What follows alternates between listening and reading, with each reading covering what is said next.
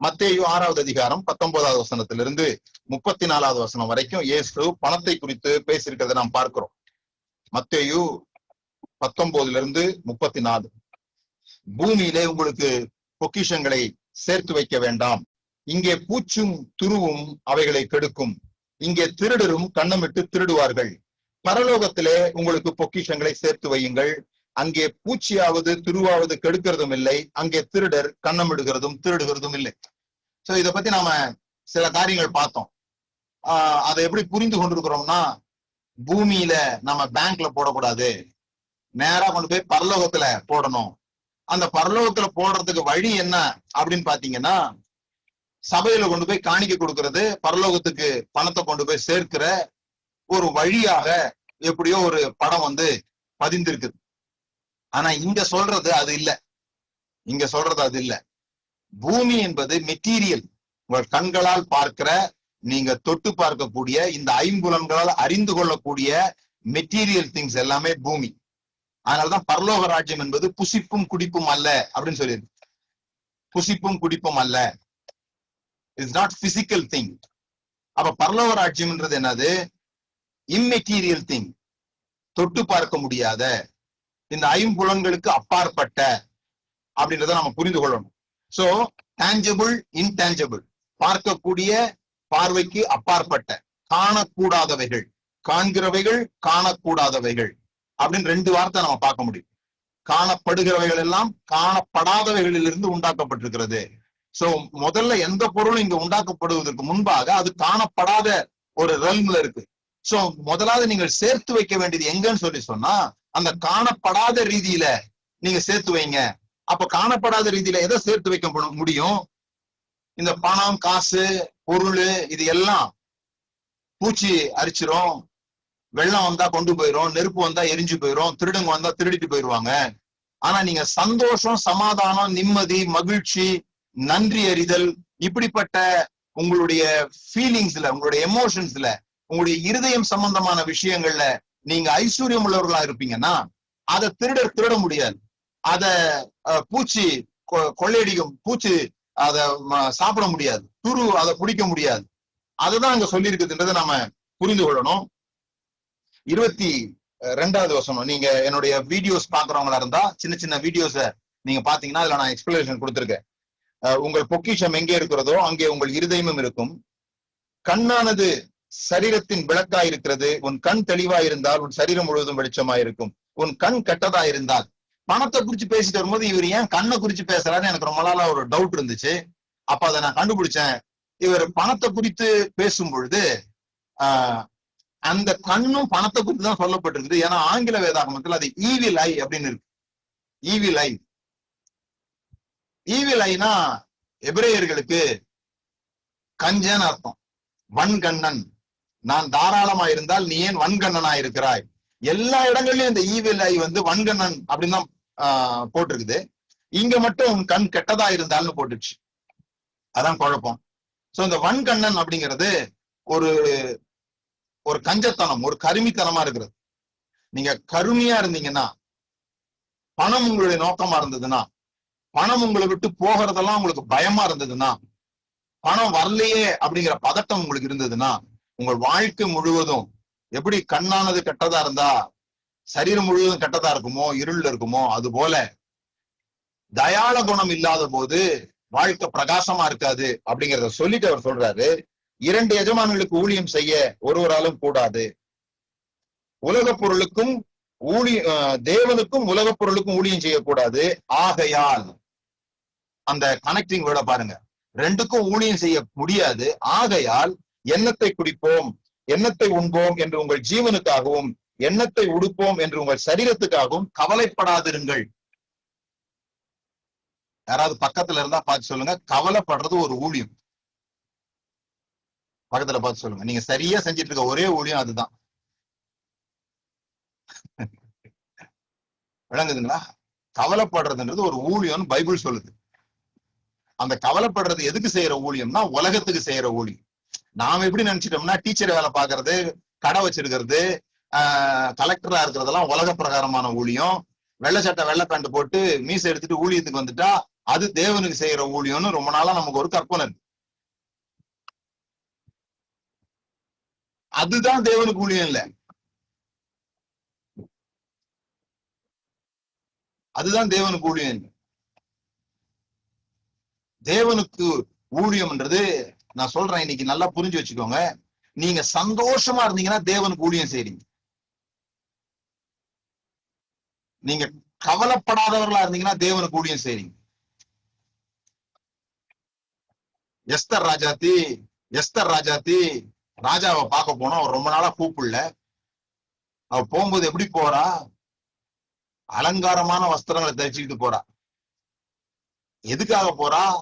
அவளை கொலை பண்ண போறதாக, அவளை இனமே அழிக்கப்பட போறதாக ஒரு கையெழுத்து ஆயிருக்குது.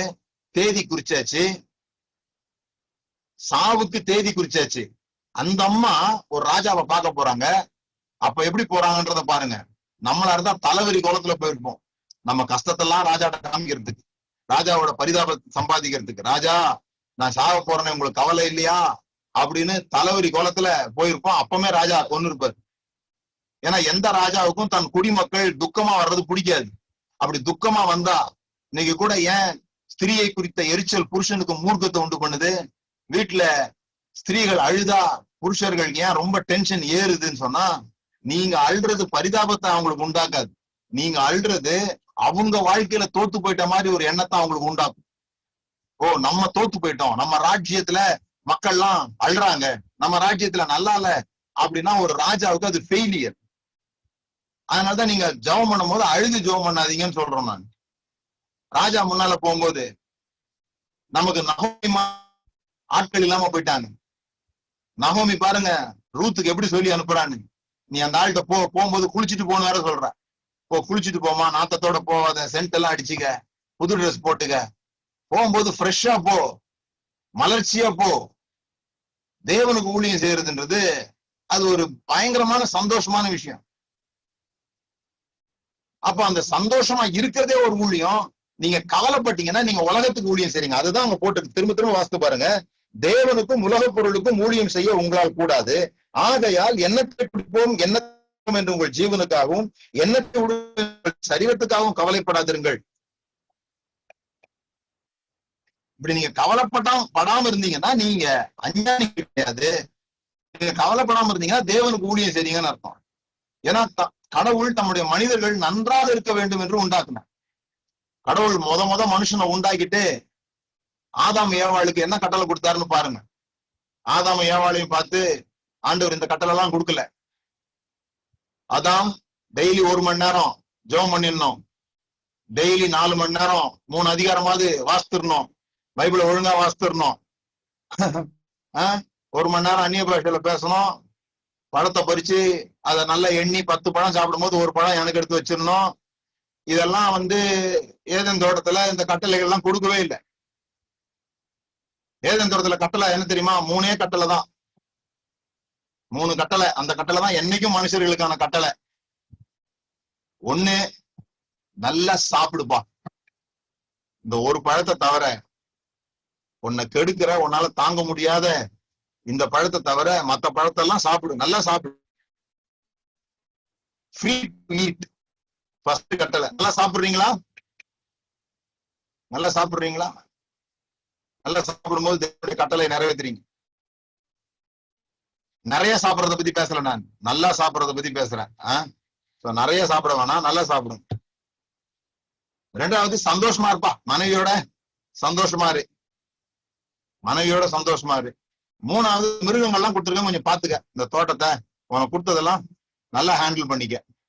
இந்த 3 செஞ்சிட்டீங்கன்னா நீங்க தேவனுக்கு ஊழியம் செய்றீங்கன்னு அர்த்தம். இந்த 3 கஷ்டமானதே கிடையாது. நமக்கு ரொம்ப இஷ்டமானது தானே. எப்படின்னு தெரியல, அவ்வளவுதான். ஆனா இஷ்டம் இருக்குது. எப்படி சந்தோஷமா இருக்குதுன்னு தெரியல, எப்படி பராமரிக்கிறதுன்னு தெரியல, எப்படி சாப்பிடுறதுன்னு தெரியல, ஆனா இஷ்டம் இருக்குது இப்படி வாழ்றது. இதுதான் ஆதியாகமத்துல சொல்லப்பட்ட கட்டளை. அப்போ விழுகைக்கு பிறகு இதெல்லாம் கொஞ்சம் மாறி போச்சுன்னா, அப்ப இயேசு கிறிஸ்து வந்ததுக்கு அப்புறம் அது மாறிடுச்சுன்னு சொல்றாங்க. அப்ப நீங்க எப்படி இருக்கணும்? மறுபடியும் இந்த லெவலுக்கு வந்தோம், நல்லா சாப்பிட்டு சந்தோஷமா இருந்து அப்படிதான் இருக்கணும். எல்லாரும் ரொம்ப ஸ்ட்ரிக்டா பயணம் பண்ணி எங்க போயிட்டு இருக்கிறாங்கன்னு தான் புரிய மாட்டேங்குது. ரொம்ப சீரியஸா இருக்கிறாங்க. அதுவும் கிறிஸ்தவத்துக்கு வந்துச்சுன்னா அதுக்கப்புறம் சிரிக்க மறந்துடுறாங்க. அதுவும் அபிஷேகம் பெற்றாச்சுன்னா அதுக்கப்புறம் காதுல மூக்குல புகை வரணும்னு நினைக்கிறாங்களே தவிர சிரிக்கிறது தப்புன்னு நினைச்சிட்டாங்க. அது எனக்கு ஆச்சரியமான விஷயம். நான் சொல்றேன், யாரு சிரிக்க மாட்டான்னா யாரு கெட்டது செய்யறாங்களோ, யார் தங்களுடைய வாழ்க்கையில துன்மார்க்கமா வாழ்றதா நினைக்கிறாங்களோ அவங்க சிரிக்க மாட்டாங்க. நீர் நீதியை விரும்பி, நீர் துன்மார்க்கத்தை வெறுத்து நீதியை விரும்பினபடியால் என் தேவன் உமது தோழர் எல்லாரை பார்க்கிலும் உம்மை ஆனந்த தைலத்தினால் அபிஷேகம் பண்ணி இருக்கிறாருன்னு சொல்றாரு. ஏன் அவர் ஆனந்த தைலத்தினால் அபிஷேகம் பண்ணாரா? அவர் நீதியை விரும்புறதுனால. நல்லது செய்யறவங்க, நீதியை விரும்புறவங்க, சரியானதை விரும்புறவங்க. நீதினா ரொம்ப ரொம்ப கன்ஃபியூஸ் பண்ணிக்காதீங்க. நீதினா சரியானதுன்னு, சரியானது. நீதிமான் ஆக்கினார்னா சரியாக்கிட்டார்னு அர்த்தம். பெரிய தியாலஜி வேர்ட்லாம் கொடுக்காதீங்க. நம்ம சரியானதை செய்யும் பொழுது நாம சந்தோஷமா தான் இருப்போம். சோ எதுக்காக கவலைப்படாதீங்க, இந்த மாதிரி சின்ன சின்ன விஷயத்துக்கெல்லாம் கவலைப்படாதீங்க. இதெல்லாம் வந்து பறவைங்க, இந்த பூக்கள், இவைகள் எல்லாமே அனுபவிக்குது, இவைகளெல்லாம் அனுபவிக்குது. அது காலையில போய் ஜெபம் பண்ணல, அது கவலைப்படல, அது எதுவுமே செய்யல, அது கிடைக்குது. அது மாதிரி உங்களுக்கு கிடைக்கும்ன்ற. மறுபடியும் 31 ஆகையால் எண்ணத்தை உண்போம், எண்ணத்தை குடிப்போம், எண்ணத்தை உடுப்போம் என்று கவலைப்படாதிருங்கள். சோ இங்க அவர் சொல்றாரு, முதலாவது தேவனுடைய ராஜ்யத்தையும் அவருடைய நீதியும் தேடுங்கள். இங்க 2 ராஜ்யத்தை பத்தி பேசுறாரு. ஒரு இருள் ராஜ்யம் இருக்குது, ஒரு ஒரு பரலோக ராஜ்யம், தேவனுடைய ராஜ்யம் ஒண்ணு இருக்குது. அந்த தேவனுடைய ராஜ்யம் என்ன? நீதி, சமாதானம், சந்தோஷம். இதை தேடுங்க. இவைகள் எல்லாம் உங்களுக்கு கூட கொடுக்கப்படும். இவைகளுக்கு கவனம் செலுத்துங்க. உங்கள்கிட்ட பணம் இருக்குதா, ஏதாவது சந்தோஷப்படுத்துறதுக்கு செலவு பண்ணணுமா, செலவு பண்ணுங்க. அப்போ இவை மறுபடியும் அது உங்களுக்கு கூட கொடுக்கப்படும். அப்படி சொல்றாரு. Make your emotion strong. உங்களுடைய உணர்ச்சிகளை உறுதியாக வைத்துக் கொள்ளுங்கள். ஏன்னா இந்த உலகத்துல 2 உணர்ச்சியின் அடிப்படையில வேலை செய்யறோம். அதுக்கு கீழே எல்லா உணர்ச்சிகளையும் பகுத்துக்கலாம். 2, ஒண்ணு பயம், இன்னொன்னு அன்பு.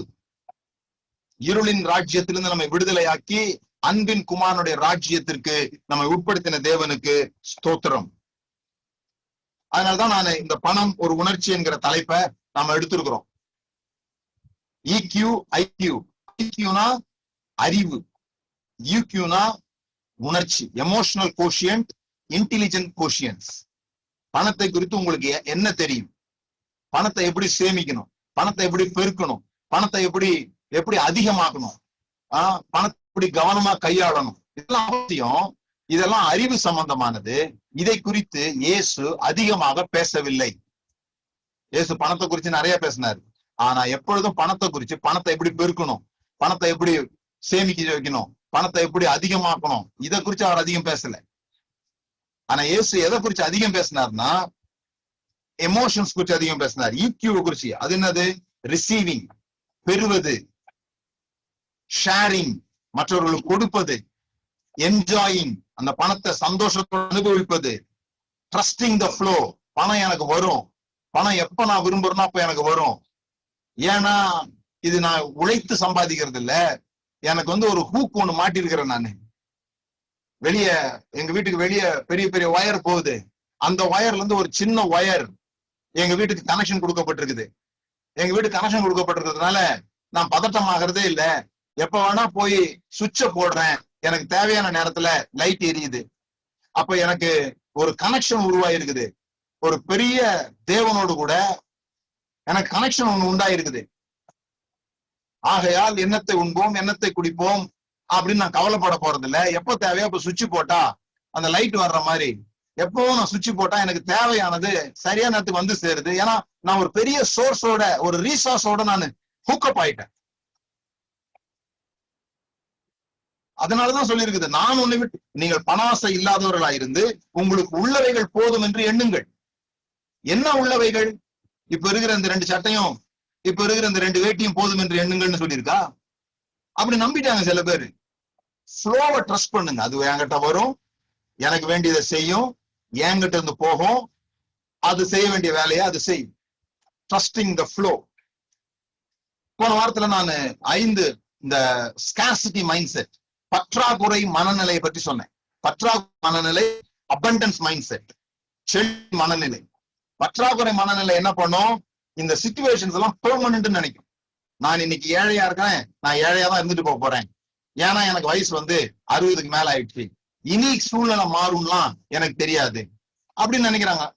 ஆனா உலக வரலாறு எடுத்து வாசித்து பாருங்களேன், 60 வயசுக்கு மேல 70 வயசுக்கு மேல உள்ளவங்க தான் பெரிய பெரிய ஆளா ஆகுறாங்க. அது மெக்டொனால்ட்ஸா இருக்கட்டும், கென்டக்கி ஃப்ரைட் சிக்கனா இருக்கட்டும், இன்னும் நீங்க யாரெல்லாம் பாக்குறீங்களோ அவங்க எல்லாம் 60 வயசுக்கு மேல பெரிய ஆளான. ஏன் உலகத்தை மட்டும் பார்க்கணும்? பைபிள் எடுத்து பாருங்க. மோசேவா இருக்கட்டும், யோசுவாவா இருக்கட்டும், ஆபிரகாமா இருக்கட்டும், எல்லாம் 75 வயசு 100 வயசுக்கு மேல உள்ள கதை தான் சொல்லப்பட்டிருக்குது. அப்ப சூழ்நிலை மாறாதெல்லாம் கிடையாது. தேவன் சூழ்நிலைகளை மாத்துகிறவர்.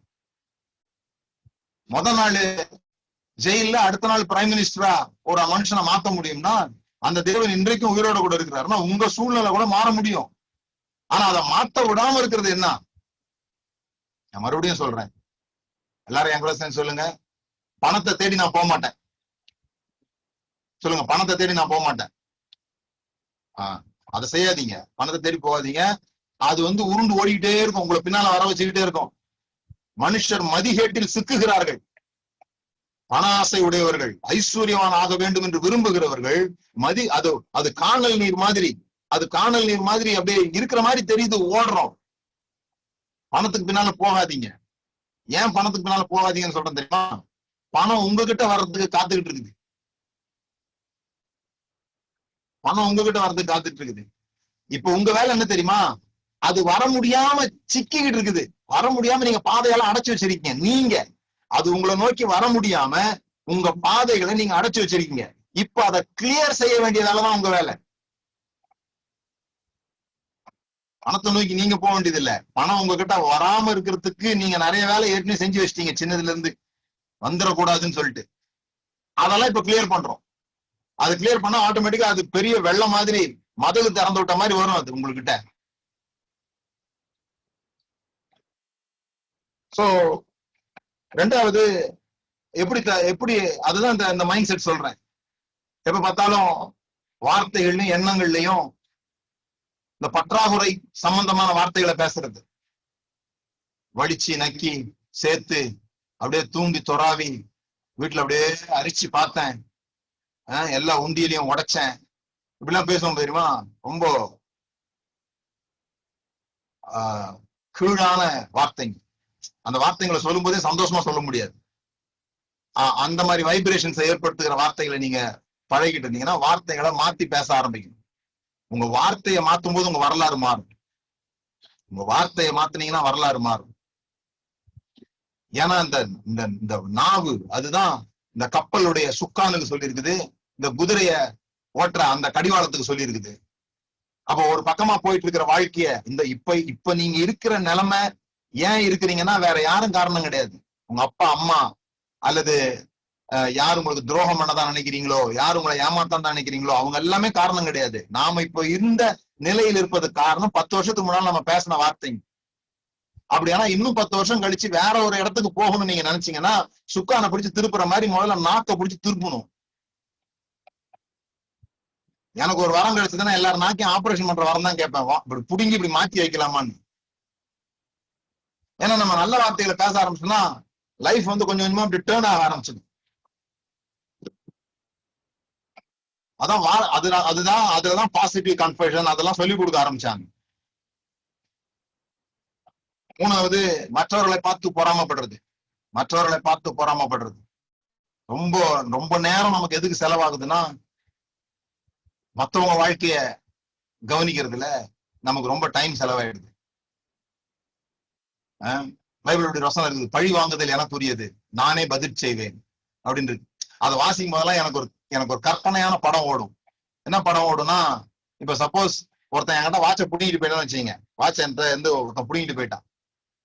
இப்ப எனக்கு இந்த வசனம் ஞாபகம் வருது, பழி வாங்குதல் எனக்குரியது, நானே பதில் செய்வேன் அப்படின்ன உடனே இந்த வாட்சை புனிட்டு போனோம் வேற யாரும் இல்லை, என் பக்கத்து வீட்டுக்காரன் தான். ஆனா நான் அவங்ககிட்ட அடிச்சு புடுங்க முடியாது, அவன் கொஞ்சம் தடியாகிறான், பெரிய ஆளாகிறான், நம்மளை அடிச்சு விடுவான்ற பயத்துல நான் என்ன பண்றேன், சரி வாட்சை புனிட்டு போயிட்டல, பழி வாங்குதல் கர்த்தருக்குரியது, அவர் உன்னை பழி வாங்குவாருன்னு பாருன்னு எங்க வீட்டு ஜன்னல்ல நின்னு அவன் எப்ப பழி வாங்குவாருன்னு பாத்துக்கிட்டே இருக்கிறேன்.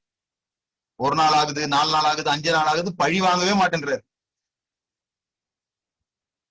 நான் வேலைக்கு கூட போகாம இவனை எப்ப பழி வாங்குவாருன்னு பாத்துக்கிட்டே இருந்து இருக்கிற வேலையும் போயிடுது. அப்புறம் மோதிரத்துல அடமானம் வச்சு சாப்பிட வேண்டியிருக்குது, வாட்ச் போனது இல்ல. என்னடா பழி வாங்குவேன்னார, பழி வாங்கலையே, நானே பதில் செய்வேன்னார, ஒண்ணுமே செய்ய மாட்டேன்றாரு அப்படின்னு நான் மெலிஞ்சு போறேனே தவிர அவன் நல்லாகிறான். அவன் இன்னும் 4 பேர்கிட்ட போய் வாட்ச் எல்லாம் புடிங்கிட்டு வர்றான், நல்லாகிறான். அவனை பார்த்து நான் பொறாமையிலேயே நானு ஒண்ணுமில்லாம போயிடுறேன். நான் தப்பு செய்யல, நான் யார் வாட்சியும் புடுங்கல, ஆனா நான் நல்லா இல்லாம போறேன். ஏன்னு சொன்னா எவன் தப்பு செஞ்சு நல்லா வரானோ அவனை பார்த்து பொறாமப்பட்டு வந்துட்டு இருக்கேன். ஆண்டவர் சொன்னாரு, அது இல்லப்பா, பழி வாங்குறது எனக்குரியது, அதை விட்டுரு, நானே பதில் செய்வேன்ல, அது அவனுக்கு இல்ல உனக்கு. பழி வாங்குதல் எனக்குரியது, அதை தனியா வாசி. நானே பதில் செய்வேன்னு சொன்னேன், அது உனக்கு. என்ன அர்த்தம், நீ உன் வாட்சை புடிங்கிட்டு போனோடனே ஜன்னல் நின்று அவனை பழி வாங்குறான்னு பார்க்காத, என்ன நோக்கி பாரு. புடிங்கிட்டு போனது 200 ரூபாய் வாட்சா இருக்கும், உனக்கு நான் பதில் செய்வேன், 2000 ரூபாய் வாட்ச் பதில் செய்வேன். இப்ப உனக்கு என்ன வேணும், அவன் சாகணுமா, உனக்கு 2000 ரூபாய் வாட்ச் வேணும்?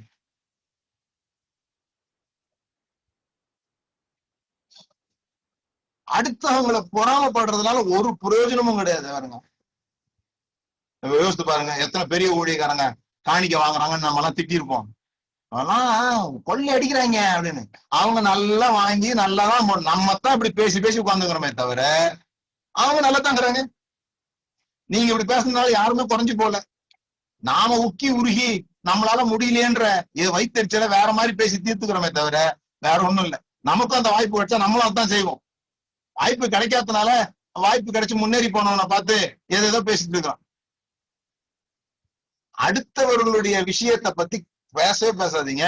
Mind your own business. இது ஏதோ இங்கிலீஷ் இடியம் கிடையாது, பைபிள் வார்த்தை. Mind your own business. அவனவன் தன் சொந்த வேலையை பார்த்து அப்படின்னு இருக்கு எபேசியர். Mind your own business. அடுத்தது நாட் பீயிங் ஜெனரஸ், தாராள குணம் இல்லாதது. நாம எப்படியோ தசமபாகத்தை அதிகமா பேசி அந்த தசமபாகத்தோட நிறுத்திட்டதுனால நம்முடைய உள்ளங்கள் தயாளமாகல. 10ல் 1 கொடுத்துட்டா சாதனை மாதிரி நம்ம நினைச்சிட்டோம்ல. அது கூட எது கொடுத்தோம்னா, கொடுத்தா ஒரு வானத்தின் பலகணிகளை திறந்து இடங்கொள்ளாமற் போகும் முறை ஆசீர்வதிப்பேனோ மாட்டேனோ என்று என்னை சோதித்துப்பார் அப்படின்னு சொன்னதுனால கொடுத்துட்டு பார்த்துக்கிட்டே இருக்கிறோம். தருவாரா தரமாட்டாரா தெரியலையே அப்படின்னு. இந்த சில பேரு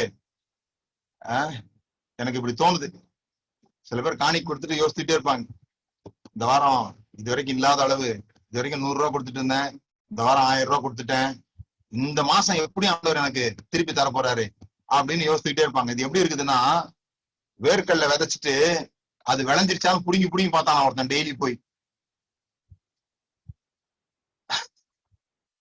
வேர்க்கல்லை விதைச்சிட்டு அதை விட்டுருணும், அது விளையும். அது டெய்லி போய் புடுங்கி பார்த்தா அது எப்படி விளையும்?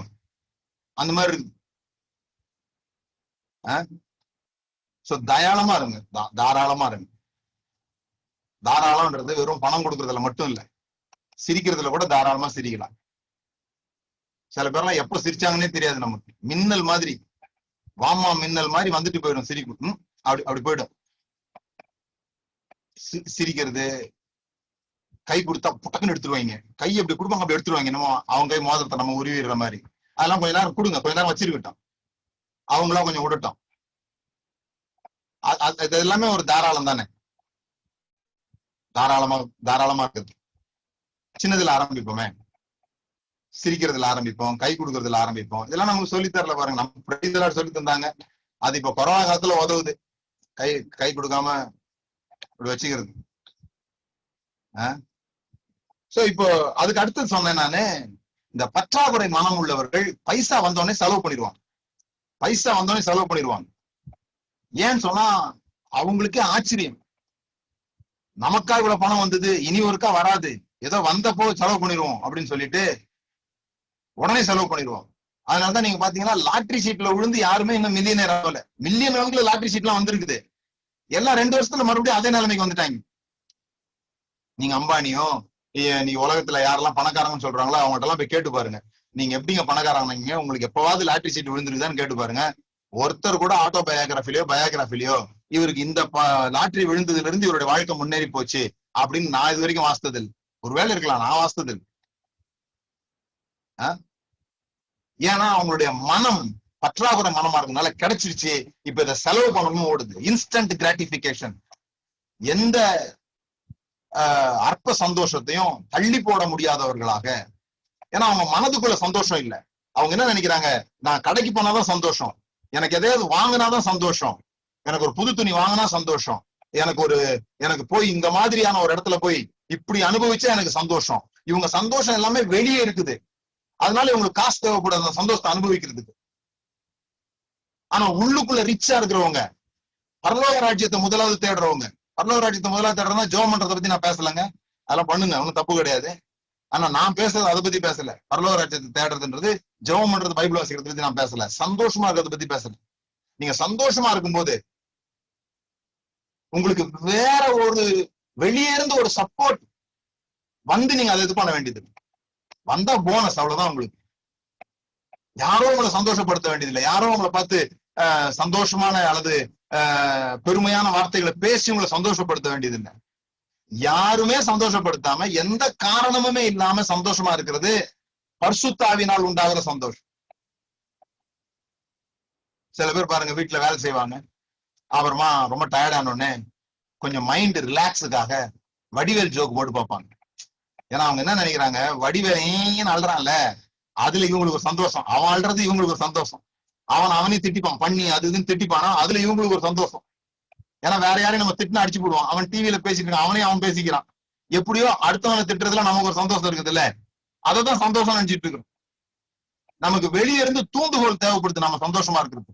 யாரோ வர வேண்டியது இருக்குது, உறவினர்கள் வர வேண்டியது இருக்குது, அல்லது யாராவது போன் பண்ண வேண்டியது இருக்குது, ஏதோ ஒண்ணு நடக்க வேண்டியது இருக்குது. இதெல்லாம் தவறு கிடையாதுங்க. ஆனா இது உங்களுடைய சந்தோஷத்துக்கு காரணமா இருக்கக்கூடாது. காரணமே இல்லாம சந்தோஷமா இருக்க கத்துக்கிட்டீங்கன்னா நீங்க முதல் பணக்காரங்கள் ஆயிட்டீங்கன்னு. காரணமே இல்லாம சந்தோஷமா இருக்கு. நமக்கு பெரிய காரணங்கள்லாம் இருக்குது, தெரிய மாட்டேங்குது. பெரிய காரணங்கள் இருக்கு. சிலுவையை பேசுறோம், பாவம் மன்னிக்கப்பட்டதை பேசுறோம், பரலோகத்துக்கு போறதை பத்தி பேசுறோம், இயேசு கூட இருக்கிறான்றதை பத்தி பேசுறோம், எல்லாம் பேசுறோம். ஆனா அதெல்லாம் போதுமான அளவு சந்தோஷத்தை நமக்கு தரமாட்டேங்குது. போல கிறிஸ்தவர்களுக்கு நான் சொல்றேன், நீங்க உண்மையிலேயே சத்தியத்தை அறிந்திருப்பீங்கன்னு சொன்னா, உங்களுக்கு என்ன நடந்துச்சு, சிலுவையில நடந்துச்சு, தேவன் யாரு, எப்படிப்பட்டவர்னு தெரிஞ்சதுன்னா, அதை மீறி வேற ஒரு சந்தோஷப்படுறதுக்கு வேற ஒரு காரணமே தேவையில்லை. வேற ஒரு காரணத்தினால சந்தோஷப்படுறீங்கன்னா அது அந்த காரணத்தினால உண்டாகிற சந்தோஷம். எந்த காரணமும் இல்லாம உள்ளுக்குள்ள இருந்து சந்தோஷம் வரும்னா அது பரிசுத்த ஆவியினால் உண்டாகிற சந்தோஷம். அதான் பரலோக ராஜ்யம். சோ இப்போ அபண்டன்ஸ் மைண்ட் செட் பத்தி பார்ப்போம். அபண்டன்ஸ் மைண்ட் செட் என்ன? இந்த உலகத்தை பாக்குறோம். இந்த உலகத்தை பார்க்கும்போது இந்த பற்றாக்குறை மனதுள்ளவங்களுக்கு இந்த உலகத்துல எல்லாம் குறையா இருக்கிற மாதிரியும், சீக்கிரம் போய் எடுக்கலாம், முதல்ல முந்திக்கலனா, அதான் இந்த உலகம் அப்படிதான் ரன் ஆகுது. எப்படி ரன் ஆகுது? முதல்ல போய் எடுத்துரு, உஷாராரு, நீ எடுக்கலன்னா அடுத்தவன் வந்து எடுத்துருவான், இதெல்லாம் உலகம் பேசுது. பைபிள் அப்படி பேசல. கத்திரு காத்திரு, புதுபலன் அடைவாய், இதெல்லாம் பைபிள் பேசுது. அப்ப இவங்க மைண்ட் செட் எப்படி இருக்கும்? அபண்டன்ஸ் மைண்ட் செட் எப்படி இருக்கும்னா, அவங்க பாக்குறாங்க, வெளியே போய் சூரியனை பாக்குறாங்க, டெய்லி எவ்வளவு எனர்ஜி அது கொடுக்குது, ஆனா அது கரைஞ்சு போகவே இல்லை. மீன் போய் டெய்லி புடிச்சிட்டு வர்றாங்க கடல்ல, அவ்வளோ இருக்குது. இந்த உலகத்துல எதுவுமே பற்றாக்குறையாவே தெரியல. இவ்வளவு பேர் காத்த சுவாசிக்கிறாங்க, ஆனா காத்து குறையவே இல்லை. அவங்களுக்கு abundance is the only logic. வேற எப்படி இருக்க முடியும் இந்த உலகம்? அப்படி யோசிப்பாங்க. எல்லாமே நிறைவா இருக்குது, எல்லாமே தேவையானதோடு கிடைக்குது. பார்ப்பதினால் கண்கள் நிரம்புகிறது இல்லை, கேட்பதினால் காதுகள் நிரம்புகிறது இல்லை. அவ்வளவு இருக்குது உலகத்துல. அடுத்தது அவங்களுக்கு நல்லா தெரியும், எதை ஒண்ண கொடுக்கிறோமோ அதை நம்ம வைத்திருக்கிறோம். ஏன்? டான்ஜிபிள் திங்ஸ், தொட்டு பார்க்கிற தன்மைகள் உள்ள. இந்த ஒரு ஒரு ஒரு கப் இருக்குது என்கிட்ட, இந்த கப்பை நான் இவர்கிட்ட கொடுத்துட்டேன்னா என்கிட்ட இல்லைன்னு அர்த்தம், எனக்கு குறைஞ்சு போச்சு. 2 இருந்தா ஒன்னு கொடுத்துட்டேன், எனக்கு குறைஞ்சு போச்சு. இது டான்ஜிபிள் திங். ஆனா எனக்கு சந்தோஷம் இருக்குது, நிறைய சந்தோஷம் இருக்குது. நான் மத்தவங்களுக்கு கொடுக்குறேன்னா கண்டிப்பா அது எனக்கு பெருகுமே தவிர அது குறைஞ்சு போறது இல்லை. என்கிட்ட இருக்கிறத கொடுக்கறதுனால அது எனக்கு குறைஞ்சு போறது இல்லை. அதுதான் டான்ஜிபிள் திங்ஸுக்கும் இன்டான்ஜிபிள் திங்ஸுக்கும் இருக்கிற வித்தியாசம்.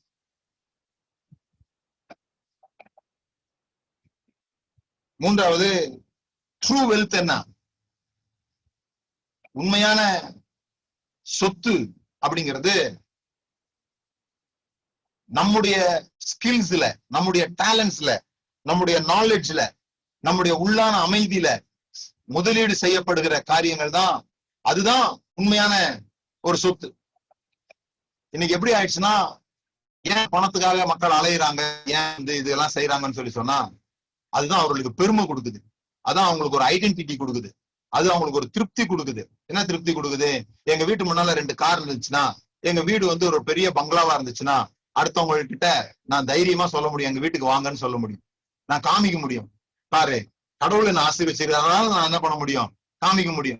இதுக்காகவாது எனக்கு இந்த மாதிரி பெரிய பெரிய பொருள்லாம் வேணும் அப்படின்னு நினைக்கிறோம் நம்ம. சில பேரு நல்ல ஒரு தங்க ஃப்ரேம் போட்ட கண்ணாடி போட்டிருப்பாங்க. அப்ப அவர் எப்படி ஞாபகம் வச்சுக்கோன்னா, அவர் பேர் கூட நமக்கு மறந்துடும். அவரு நம்மகிட்ட பேசிட்டு போயிடுவாரு, பேர் கூட மறந்துடும். அப்போ நம்ம அந்த கண்ணாடி தங்க ஃப்ரேம் போட்ட அந்த செயின் போட்டவர் வந்தாரு அப்படி பேசுவோம். அடையாளத்தை கிரியேட் பண்றாங்க அவங்க. பிசினஸ் இதெல்லாம் சொல்லி தராங்க, ஒரு அடையாளத்தை கிரியேட் பண்ணுங்க. வைரம் பதிச்ச ஒரு பேனா ஒண்ணு வச்சுக்கிட்டு போங்க, கோட்ல ஒரு பேனா வச்சுட்டு நீங்க போங்க. அப்ப அவங்க உங்களை மறக்கவே மாட்டாங்க. அந்த வைரம் மின்னிக்கிட்டே இருக்கும். எப்பெல்லாம் வைரம்னு ஞாபகம் வருதோ அப்பெல்லாம் நீங்க ஞாபகம். இதெல்லாம் பிசினஸ் டாக்டிக்ஸ் பாருங்க. அதையும் சொல்லி கொடுத்துடுறோம் உங்களுக்கு நாங்க. இதெல்லாம் ஒரு ஒரு ஒரு வகையாக அவங்களுக்கு நம்மளை மறந்துடாம இருக்கிறதுக்கு நம்ம செஞ்சு விட்டு வர்ற ஒரு வேலை. ஆனா எனக்கு என்னன்னு சொல்லி சொன்னா, பாருங்க, இன்னைக்கு காந்தி போட்ட மாதிரி கண்ணாடி நம்ம யாரும் போட மாட்டோம். காந்தி போட்டார்ல அப்படி ரவுண்டா ஒரு கண்ணாடி, அது மாதிரி நீங்க யாராவது போடுவீங்களா? போட மாட்டோம். அது அக்டோபர் 2ஆம் தேதி மட்டும் சில கண்ணாடி கடையில வாங்கிக்கிறாங்க ஸ்கூல்ல போடுறதுக்கு, வேற எதுக்கும் உதவல. ஆனா யோசித்து பாருங்க, காந்தி போட்ட கண்ணாடி இப்ப எவ்வளவு ரூபாய்க்கு ஏலம் போகும் பாருங்க. அது காந்தி போட்ட கண்ணாடின்றதுனால. இப்ப நான் இந்த இப்படிதான் தொடச்சிட்டு இப்ப நான் வந்து உங்களுக்கு ஏலம் விடுறேன்னு வச்சுக்கோங்க, இந்த கட்சி இப்ப ஏலம் விடுறேன், 5 ரூபாய்க்கு கூட போகாது.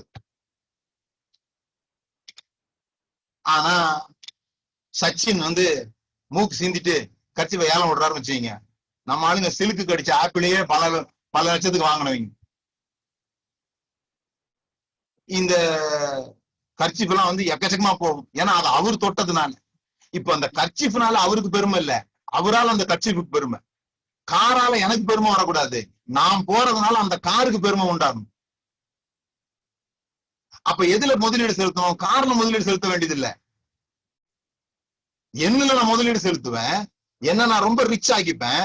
அப்போ எனக்கு கார் ஒருத்தன் வந்து கொடுப்பான், கொடுக்கறதுனால அவனுக்கு பெருமை உண்டாகும். நான் இவரு கார் கொடுத்தேன் தெரியுமா அப்படின்னு அவனுக்கு பெருமை உண்டாகுமே தவிர, நான் கஷ்டப்பட்டு ஒரு காரை வாங்கி பெருமை படுறதுல என்ன இருக்குது? சோ அதுல கவனம் செலுத்தாதீங்க, உங்களை வேல்யூபிளா மாத்துறதுல கவனம் செலுத்துங்க. உங்களை வேல்யூபிளா உங்க வாய் திறந்து பேசினா அத 10 பேர் நின்னு கேட்கறதுக்கு டைம் கொடுக்கணும். சக்சஸ்னா அதான். அது அந்த மாதிரி ஞானம் உடையவர்களா மாறும் பொழுது சின்ன பிள்ளைங்களும் உங்களை நேசிக்கணும். இது ரெண்டையும் நம்ம செஞ்சோம்னா நம்ம சக்சஸ் ஆயிட்டோம் அர்த்தம். சில சமயம் ரொம்ப ஞானம் அடையும் போது எல்லாரும் வெறுத்துருவாங்க நம்மள, அந்த ஆள் பக்கத்துல போகாத, எப்ப பார்த்தாலும் அட்வைஸ் பண்ணி கொல்லுவோம் அப்படின்னு சொல்லிட்டு. அந்த மாதிரி இல்லாம சின்ன பிள்ளைங்களையும் நமக்கு பிடிக்கணும், சின்ன பிள்ளைங்களுக்கும் நம்மளை பிடிக்கணும், அதே நேரத்துல பெரியவர்களும் நம்ம ஞானத்தை கேட்க நிக்கணும். இதை ஸ்ட்ரைக் பண்ணிட்டோம்னா நம்ம சக்சஸ்னா. ஓகே, சோ நீங்க ஐஸ்வர்யவான்களாகிறது எப்படின்னு சொல்லி சொன்னா, create wonderful memories as you can. பணம் சம்பாதிக்கிறீங்களா இல்லையானதை பத்தி நான் பேசல. நல்ல ஞாபகங்களை, நல்ல நினைவுகளை உருவாக்குங்கள். துக்கமா இருக்க நேரத்துல உட்கார்ந்து பார்த்து சந்தோஷப்படுறதுக்கான செயல்கள், அந்த நினைவுகளை நீங்க உருவாக்கி வச்சிருந்தீங்கன்னா, நிறைய ரிச்சர் எக்ஸ்பீரியன்சஸ் உங்களுக்கு இருந்ததுன்னா நீங்க தான் பணக்காரங்க. Richer experiences. சோ உங்களுக்கு யார் முக்கியமானவர்களோ அவர்களோடு கூட நேரத்தையும் உங்க பணத்தையும் உங்க எனர்ஜியையும் ஸ்பெண்ட் பண்ணுங்க. That is called abundance life. இன்னைக்கு நம்ம தலைப்பு என்ன போட்டிருந்தோம்னு சொல்லி சொன்னா, கேட்பதினால் உண்டாகும் நன்மை. கேட்பதினால் உண்டாகும் நன்மை. நான் அதை குறித்து கொஞ்ச நேரம் பேசுறேன். இயேசு எங்க பார்த்தாலும் கொடுக்கறத பத்தியே பேசுன மாதிரி இருக்குது. எத்தனை பேர் கொடுக்கறது பிடிக்கும்? எத்தனை பேர் கொடுக்கறது பிடிக்கும்? சோ நிறைய பேருக்கு நமக்கு கொடுக்கறது தான் பிடிக்கும். கேட்கறது அவ்வளவா பிடிக்காது. பிடிக்காதுன்றது எப்படின்னு நான் சொல்றேன் உங்களுக்கு கொஞ்ச நேரத்துல. இப்ப நீங்க கொடுக்கறதுன்றது பைபிள்ல ஏன் சொல்லியிருக்குன்னா, கொடுங்கள் அப்பொழுது உங்களுக்கு கொடுக்கப்படும். நீங்க திரும்பி பெற்றுக்கொள்ளணும்ன்றதுதான் அல்டிமேட் கோல். நீங்க பெற்றுக்கொள்ளணும்ன்றதான் கோல். பாருங்க, கொடுக்கறது கூட நீங்க பெற்றுக்கொள்ளணும்ன்றதான் கோல். சோ இது ரெண்டுமே உணர்ச்சி சம்பந்தமான விஷயம். கொடுக்கறதுலயும் இப்ப நம்ம எல்லாரும் கை வைத்துட்டோம், கொடுப்போம் அப்படின்னு சொல்லி கை வைத்துட்டோம். எவ்வளவுன்ற கேள்வி இன்னும் கேட்காததுனால கொடுக்கறது சந்தோஷம் தான். எப்ப சந்தோஷம்? 2 இருந்தா ஒன்னு இயேசு கொடுக்க சொன்னாரு, அது கூட என்னால முடியும். 2ஐயும் கேட்டாங்கன்னா கஷ்டம்தான். என் எபிலிட்டிக்கு நான் கொடுப்பேன், எனக்கு வலிக்கிற மாதிரி என்னால என்ன பண்ண முடியாது, கொடுக்க முடியாது. ஓகே, சரி. கொடுக்கறத பத்தி ஒரு நல்ல, நான் அதுக்கு முன்னால நீங்க என்னுடைய மேகசின்ஸ், பழைய மேகசின்ஸ் வாசித்தீங்கன்னா அதுல நான் ஒரு கட்டுரை ஒண்ணு எழுதியிருக்கிறேன். விதைப்பிற்கும் அறுப்பிற்கும் இடையில் அப்படின்னு சொல்லிட்டு. நமக்கு இந்த காணிக்கை பத்தி எல்லாம் பேசும்போது விதைத்தால் அறுப்போம், விதைத்தால் அறுப்போம், விதைத்தால் அறுப்போம்னு இதுக்கு இடையில ஒரு விஷயம் நடக்கணும், அதை விட்டுட்டோம். விதைச்சவங்க எல்லாம் அறுக்கிறது இல்லைங்க. நான் நட்டேன், அப்பல்லோ நீர் பாய்ச்சினான், தேவனோ விளைய செய்தார். இந்த விதைப்புக்கும் அறுப்புக்கும் நடுவுல நீர் பாய்ச்சற வேலைன்னு ஒண்ணு இருக்குது. அதை விட்டுட்டோம். நம்ம விதைச்சா அறுத்துருவோம்னு நினைச்சுக்கிட்டோம். விதைச்சா அறுத்துருவோம். இல்ல, விதைப்புக்கும் அறுப்புக்கும் இடையில நீர் பாய்ச்சுகிற வேலை ஒண்ணு இருக்குது. அதை பத்தி நீங்க என்னுடைய பத்திரிகையில வாசிக்கலாம். மேபி ஒருவேளை மார்ச் மாசம் மேகசின் நினைக்கிறேன் நான். அந்த மேகசின்ல நீங்க வாசிக்கலாம். உங்களுக்கு மேகசின் வேணும்னா நீங்க எங்களுக்கு என்னோட வாட்ஸ்அப்புக்கு நீங்க அனுப்புங்க, நான் உங்களுக்கு அனுப்புறேன். இதுல இந்த ஐஸ்வர்யவான், இந்த ஊசி காதுல ஒட்டகம் போகாதுன்னு ஒரு வசனம் வாசித்திருப்பீங்கல்ல, அந்த பகுதியில ஒரு ஐஸ்வர்யவான் வருவான். அந்த ஐஸ்வர்யவான் நான் நித்திய ஜீவன் அடையறதுக்கு என்ன பண்ணணும்னு கேட்பான். அப்ப இயேசு எல்லாத்தையும் வித்து கொடுக்க சொல்லுவார். அதனால கவனிங்க, நம்ம இயேசுவா இருந்திருந்தா என்ன பண்ணிருப்போம்னு பாருங்க. நம்ம இயேசுவா இருந்திருந்தா என்ன பண்ணிருப்போம்? எல்லாவற்றையும் விற்று தேவாலயத்துக்கு கொடு அப்படின்னு சொல்லியிருப்போம். எல்லாவற்றையும் விற்று தேவாலயத்துக்கு கொடு, அல்லது என்கிட்ட கொடு, நான் ஊழியக்காரன் என்கிட்ட கொடுன்னு சொல்லியிருப்போம். இல்லைன்னா ஒருவேளை நம்ம ரொம்ப சொபிஸ்டிகேட்டடா கொஞ்சம் மறைச்சு வாழலாம்னு நினைச்சோம்னா வித்து தேவாலயத்துக்கு கொடுன்னு சொல்லியிருப்போம். இவர் ரெண்டுமே சொல்லாம தரித்திரர் கொடுன்னு சொல்லிவிட்டாரு. வித்து தரித்திரர் கொடு. ஃபர்ஸ்ட் அதுல அவர் தரித்திரர் இல்லை, அதனால இயேசுவ தரித்திரர்னு பாடுற பாடெல்லாம் கொஞ்சம் நிறுத்திக்கணும். ஏன்னா என்கிட்ட கொடுன்னு சொல்லியிருந்தா அவர் தரித்திரர்னு அர்த்தம்ல. அவர் தரித்திரர் கொடுப்பா, எனக்கு கொடுக்காத தரித்திரர் கொடு அப்படின்ட்டு. ஏன்னா அவனுக்கு பரலோக ராஜ்யம்னா என்னன்னு காட்ட விரும்புறாரு. இந்த தரித்திரர்கள் கொடுக்கும் போது ஒரு போதை உண்டாகும். ஒரு மத்தவங்களுக்கு வேலை செய்யும் போது, இல்ல மத்தவங்களுக்கு ஹெல்ப் பண்ணும் போது ஒரு கிக் உண்டாகும், ஒரு போதை.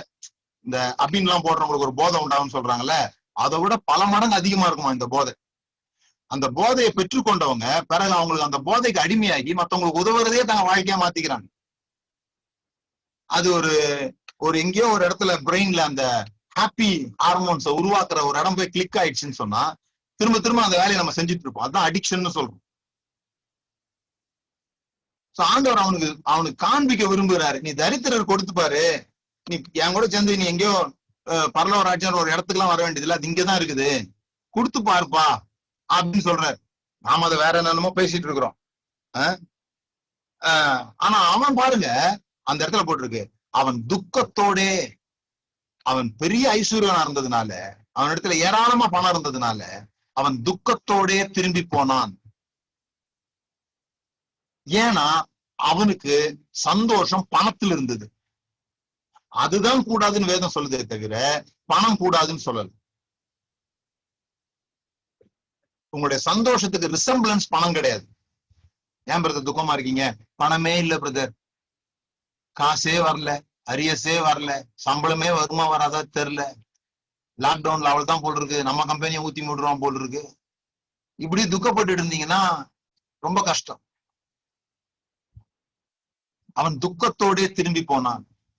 அதுதான் சொல்றேன் நான், அந்த எமோஷனல் கனெக்ஷன். ஆண்டவர் நம்மளை கொடுக்க சொல்றதே எதுக்குன்னு சொல்லி சொன்னா, நாம அந்த அந்த லவ் ஆஃப் மணி, பண ஆசை என்பது வேற ஒண்ணும் இல்ல, த எமோஷனல் கனெக்ஷன் வித் மணி. பணம் உங்ககிட்ட வரும்போதும் பணம் உங்ககிட்ட இருந்து போகும்போதும் அது சும்மா போகல, ஒரு எமோஷனை கொண்டு வருது, ஒரு எமோஷனை கொண்டு போகுது. அது எந்த மாதிரி எமோஷன் தீர்மானிக்கிற உரிமை நமக்கு இருக்குது. அது நமக்கு தெரியாததுனால அதுவா வர்ற எமோஷனல் நம்ம இயங்குகிறோம். சில பேர்ட்ட நம்ம பணம் ஏமாந்துருப்போம். என்ன பண்றோம், போய் அவனை பிடிச்சி சண்டை போட்டு 2 பேரை கூட்டு போய் சண்டெல்லாம் போட்டு ஏதோ பாதி பணத்தெல்லாம் புடிங்கிட்டு வந்துருவோம். அந்த பணம் பாருங்களேன், அந்த பணத்தை வாங்கிட்டு வந்த பிறகு கூட நமக்கு சந்தோஷம் இருக்காது. ஏன்னா அது நம்மளை சந்தோஷப்படுத்துற பணம் கிடையாது. நம்மளை ஏமாத்தி கொண்டு போனவங்களுக்கும் அந்த பணத்துல சந்தோஷம் இருக்காது. நாம யாரையும் ஏமாத்தி இருந்தாலும் அந்த பணத்துல நமக்கு சந்தோஷம் இருக்காது. இப்ப பர்ஸ் ஓபன் பண்ணி எல்லா பணத்தையும் அந்த பணம் எல்லாம் சிரிக்குதா அழுகுதான் தெரியும் உங்களுக்கு. அது உங்களுக்கு சந்தோஷத்தோட வந்துதா துக்கத்தோட வந்துதான். சோ ஏன் கேட்க மாட்டேன்றோம்? பொதுவா ஜனங்க கேட்க மாட்டாங்க. பொதுவா ஜனங்க கேட்க மாட்டாங்க. ஏன்னா பிரைட், ஷேம், கில்ட் 3 இருக்குது. பெருமை, வெக்கம், அது தவறு என்கிற எண்ணம், கேட்பது தவறு என்கிற எண்ணம். நான் ஏற்கனவே சொன்னல, நம்ம ஒரு கதை நான் ஒண்ணு வாசித்தேன். ஒருத்தர் எழுதுறாரு, அவர் சின்ன பிள்ளையா இருக்கும்போது அவங்க வீட்டுக்கு பாட்டி தாத்தா வந்திருக்கிறாங்க. பாட்டி தாத்தா வந்த போது போகும்போது பணம் கொடுத்துருக்குறாங்க, கொஞ்சம் கையில காசு கொடுத்துருக்குறாங்க. கொடுத்த உடனே இவரு வாங்காம அம்மா அப்பாவே பார்த்துருக்கிறாரு. அம்மா அப்பா பார்த்தோன்னே அம்மா முதல்ல கூடாதுன்னு சொல்லிக்கிறாங்க. அப்புறம் அப்பா சொல்லி இருக்கிறாரு, சரி வாங்கிக்க அப்படின்னு பணத்தை வாங்கிட்டாரு. இவர் சின்ன பிள்ளை, பணத்தை வாங்கிட்டார். தாத்தா பாட்டி வரும்போதெல்லாம் கொஞ்சம் பணம் கொடுத்துட்டு போறாங்க, வாங்கிட்டார். சோ ஒரு முறை இவங்க எல்லாம் தாத்தா பாட்டி வீட்டுக்கு போயிருக்கிறாங்க. தாத்தா பாட்டி வீட்டுக்கு போயிட்டு அவங்க திரும்பும் போது தாத்தா பாட்டி ஒண்ணுமே கொடுக்கல, எதுவுமே கொடுக்கல. உடனே இவர் சின்ன குழந்தை எல்லாம் இவர் கேட்டுக்காரு, தாத்தா பணம் கொடு தாத்தா அப்படின்னு கேட்டுருக்கிறாரு. வீடே ஸ்டன் ஆகி போச்சான். வீடே ஸ்டன் ஆகி, நோ நோ நோ நோ, இப்படிலாம் கேட்கவே கூடாது தம்பி, ஒருபோதும் பணத்தை. இவர் குழம்பி போயிட்டாரு, என்னடா இவனா கொடுத்தா வாங்கிக்க சொல்றாங்க, நம்ம கேட்டா தப்புன்றாங்களே அப்படின்னு சொல்லிட்டு. இது நமக்கு பரவின ஒரு விஷயம்தான். அவங்களா கொடுத்தா ஓகே. இததான் நம்ம விசுவாசம் சொல்றோம். என்ன விசுவாசம் சொல்றோம்? நாங்க யார்ட்டையும் கேட்கறது இல்லைங்க, திடீர்னு யாராவது கொண்டாந்து தருவாங்க. ஏன்னா எலியாவுக்கு காக்கா என்ன பண்ணிச்சாமா, டெய்லி பாருங்க, அவனும் அப்பமும் இறைச்சி துண்டோம், டெய்லி அவனும் ஒரே மாதிரி சாப்பாடு சாப்பிட்டுருக்கான் பாருங்க, பாராட்டணும் அவனை. 6 மாசம் அப்படி சாப்பிட்டு இருக்கிறேன். நமக்கு டெய்லி இட்லி போட்டா எப்படி இருக்கும் பாருங்க. டெய்லி ஒரு அப்பத்துண்டும் ஒரு இறைச்சி, ஒரு அப்பத்துண்டும் ஒரு இறைச்சி. ஐயோ, இதுதான் நம்ம ஆசைப்படுறோம். நாங்க யார்ட்டையும் கேட்கறது இல்லை, கத்தரா கொடுப்பாரு. என்ன வரும் கடைசியில? அந்த இறைச்சி தொண்டும் அப்பமும் வரும். இது எவ்வளவு நாள் ஓடிச்சு? பார்த்தார் ஆண்டவரே, இவனை இப்படியே வச்சா செத்துக்கிட்டு போயிட போறான் அப்படின்ட்டு, டேய் போதும், இங்க போதும், நீ போ அப்படின்னு ஒரு அம்மாட்ட அனுப்பிச்சு விட்டார். அந்த அம்மா விறகு பொறிக்கிட்டு இருக்குது. இவன் போய் கேட்கறான், அம்மா தண்ணி கொடுமான்னு கேட்கறான். தண்ணி கொண்டு வர போகும்போது அப்படியே ஞாபகம் வந்த மாதிரி, அப்படியே ஒரு தோசை சுட்டு கொண்டாமா அப்படின்றான். அந்த அம்மா ஷாக் ஆகி பாக்குது. எனக்கே கொஞ்சமாவதான் இருக்குது, நானும் பிள்ளையும் சாப்பிட்டு செத்து போயிடலாம். சாப்பிட்டு செத்து போற ஆளை பார்த்திருக்கீங்களா? சாப்பிட்டு எல்லாரும் வாழதானே செய்வாங்க. ஆனா இந்த மாதிரி சாப்பிட்டு செத்து போக பாக்குது. நான் சாப்பிட்டு செத்து போயிடலான்னுக்கிறேன் அப்படின்னு அது சொல்லுது. இவர் சொல்றாரு, ஏமா முதல்ல ஒரு அடை எனக்கு கொண்டு வாமா, முதல்ல ஒரு அடை எனக்கு கொண்டு வா. சில சமயம் நாம கேட்கறது, நாம மத்தவங்கள்ட்ட கேட்கறது நமக்கு உதவி செய்யாது, அவர்களுக்கு உதவி செய்யும் என்பதை அறிந்து கொள்ள வேண்டும். இவனுக்கு சாப்பாடு கொடுக்கறதா இருந்தா காக்காவே கொடுத்துக்கிட்டு தானே இருந்துச்சு. இப்போ இவனுக்கு ரொட்டி வேணுங்கிறதுக்காக வரல, இங்க அந்த அம்மாவை ஆசீர்வதிக்கணும்.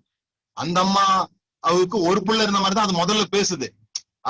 நானும் என் பிள்ளையாண்டானும் செத்து போலான்னு சொல்லுது. அதுக்கப்புறம் கீழே வசனம் சொல்லுது, பஞ்சகாலம் முடிய மட்டும் அவளும் அவள் குடும்பத்தாரும் மொத்தத்தையும் சேர்ந்துட்டாங்க போல் இருக்கு. நானும் ஃப்ரெண்டு தான், நானும் நாத்தனாருக்கு மச்சினிச்சிக்கு அப்பா நானு அப்படின்னு ஒவ்வொருத்தரும் வந்து சந்தோஷம் சேர்ந்துட்டான் போல் இருக்கு. அவ்வளவு பேருக்கும் தோசை கிடைக்குது.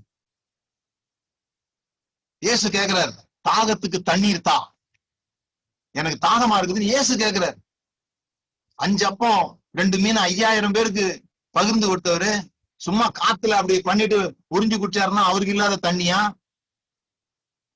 அவரு போய் இன்னொரு அம்மாட்ட போய் கேக்குறாரு, மா தண்ணி விடுமா அப்படின்னு. எதுக்காகன்னு சொல்லி சொன்னா இவருக்கு தாகம் எடுக்கிறதுங்கிறதுக்காக இல்ல, அதுவே அவங்க அப்பா வீட்டு கிணறு தான். யாக்கோபின் கிணறுனா யாரு? இயேசுக்கு அந்த சந்ததி தானே. ஆனா அந்த அம்மாட்ட போய் கேட்கிறாரு, ஏன்னா அந்த அம்மாவை தாகம் தீர்க்கிறதுக்காக. நாம் சில சமயம் கேட்பது மற்றவர்களுக்கு, நம்முடைய சுதந்திரத்துக்காக இல்ல, மற்றவர்கள் பிரயோஜனப்படுவதற்காக. யாராவது உங்ககிட்ட உதவி கேட்டு நீங்க உதவி செஞ்சு சந்தோஷம் அனுபவிச்சது உண்டா? யாரோ உங்கள்கிட்ட உதவி கேட்டிருக்கிறாங்க, நீங்க அந்த உதவி செஞ்சீங்க, சந்தோஷம், அந்த சந்தோஷம் ஏன் அந்த சந்தோஷத்தை தரக்கூடாதுன்னு கேக்குறேன். நீங்க ஏன் மத்தவங்களுக்கு அந்த சந்தோஷத்தை தரக்கூடாது? நீங்க என்ன நினைக்கிறீங்க? உதவி கேட்டா நம்ம கௌரவம் குறைஞ்சிரும்னு நினைக்கிறீங்க. அதான் ப்ரைடு.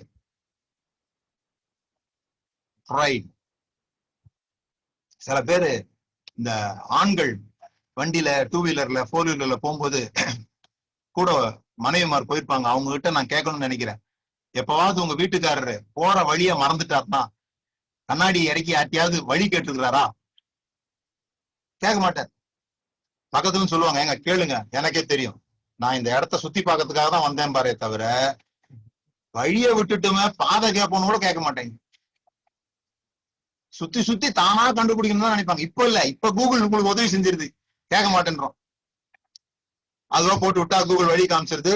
அது எந்த வீட்டுக்குள்ள போய் எப்படி அது சரியாக வழி காமிக்காது பாருங்க. அது கூகுள் வழி காமிக்க கரெக்டா போனீங்கன்னா வேற மாதிரி போயிருவீங்க. ஆனா நான் இந்த கூகுள்லாம் வர்றதுக்கு முன்னால யோசித்து பாருங்களேன், வழி கேட்க மாட்டாங்க. அந்த அளவுக்கு ப்ரைடு நமக்கு, இன்னொரு ஆள்கிட்ட கேட்கறதுக்கு ப்ரைடு எடுக்குது. ஆவியில் எளிமை உள்ளவர்கள் பாக்கியவான்கள், அவர்கள் பரலோக ராஜ்யம் அவர்களுடையதா? அவர்களுடையது. அந்த ஆவியில் எளிமைன்னா என்ன தெரியுமா? ஆவியில் எளிமை அது இங்கிலீஷ்ல வந்து புவர்னு போட்டு விட்டீங்க. நமக்கு இந்த புவர்னாலே பிச்சைக்காரமானதுதான் வருது.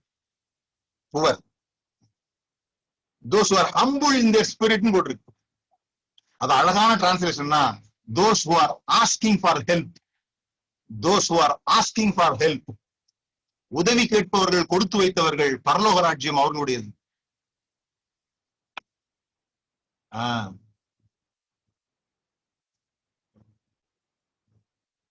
கேட்கறது இவ்வளவு முக்கியமானா? ரொம்ப ரொம்ப முக்கியம். கேட்க கூடாது என்று நாம் டாக்டர்னேட் பண்ண வைக்கப்பட்டிருக்கு நம்முடைய மனது.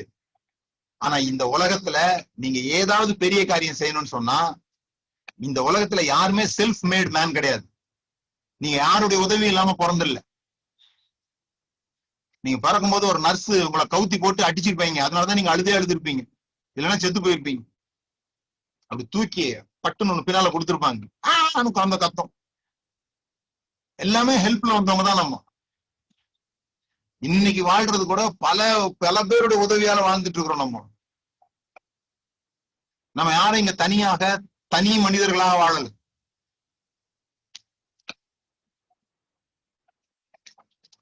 நீங்க போயிட்டு இருக்கிறீங்க, வழியில ஒரு 10 ரூபா கிடைக்குதுன்னு வச்சுக்கீங்க. வழியில ஒரு 10 ரூபா கிடைக்குது, அதை எடுத்து ஒரு பிச்சைக்காரனுக்கு போடுறீங்க. அதுக்கு பேர் என்ன? பிச்சை போடுறது. பிச்சைக்காரனுக்கு போட்டா பிச்சை போடுறது தானே.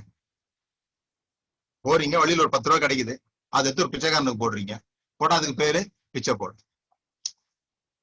போறீங்க, 10 ரூபா கிடைக்குது, எடுத்து பாக்குறீங்க, பக்கத்துல ஒரு காணிக்கை பெட்டி இருக்குது, சோ அந்த காணிக்கை பெட்டியில போடுறீங்க, அதுக்கு பேர் என்ன? காணிக்கை. பிச்சைக்காரனுக்கு கொடுத்தா பிச்சை, கடவுளுக்கு கொடுத்தா காணிக்க. விளங்கிச்சா உங்களுக்கு? இப்ப பக்கத்துல பார்த்து சொல்லுங்க. கேட்கறது எல்லாமே பிச்சை கிடையாது. நமக்கு அப்படி ஒரு மனசு இருக்குது.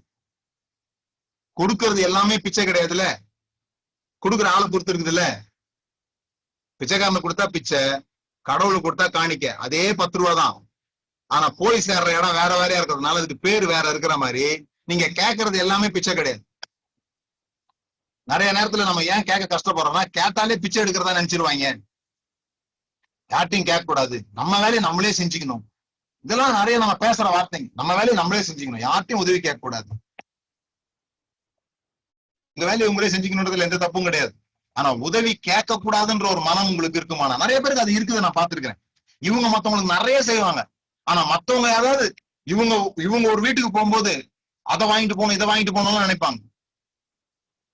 ஆனா அவங்களுக்கு யாராவது ஏதாவது வாங்கினால, ஏன் இப்ப இதெல்லாம் வாங்கிட்டு வந்தீங்க, உங்களுக்கு யாரும் வாங்கிட்டு வர சொன்னதா? இதெல்லாம் அவங்க பாருங்க, பெரிய ஐஸ்வர்யம்னாலும் ஆக முடியாது. என்ன உங்களுக்கு பிடிச்சதோ பிடிக்காததோ எது வந்தாலும் வாங்குகிற மனதோடு இருங்க. தேங்க்ஸ் பண்ணி வாங்குங்க, கிரீட் பண்ணுங்க. ஓ வந்திருக்குது, அதான் நான் சொல்றேன். உங்களால ஒரு 10 ரூபா கீழே கிடைக்குதுன்னு வச்சுங்களேன், அது ஒண்ணு நீங்க சம்பாதிக்க முடியாது கிடையாது. ஆனா அந்த 10 ரூபாய் எடுக்கும்போது ஒரு ஆனந்தம் வரும் பாருங்க. அந்த ஆனந்தம் எங்க இருந்து வருது?